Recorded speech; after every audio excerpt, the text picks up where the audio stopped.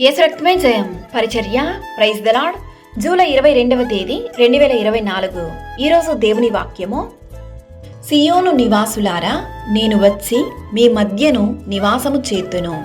సంతోషముగా నుండి పాటలు పాడుడి. ఇదే యెహోవా వాక్కు.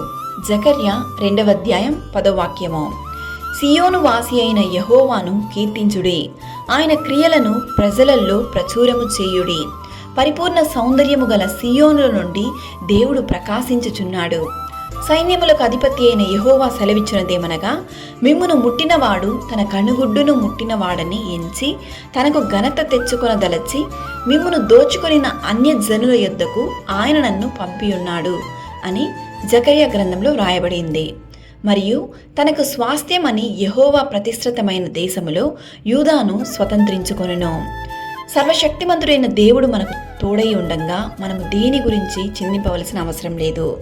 సంతోషంతో పాటలు పాడుడి, ఆయన నామమును మహిమపరచుడి. ఆయన మనతో నివాసము చేస్తున్నప్పుడు సంతోషము సమాధానము ప్రతి ఒక్కరి హృదయములలో కలుగునుగాక. సియోనులో నుండి యెహోవా నిన్ను ఆశీర్వదించి దీవించునుగాక. సకల ఘనత మహిమ ప్రభావములు యేసయ్యకు మాత్రమే కలుగునుగాక. ఆమేన్. God bless you.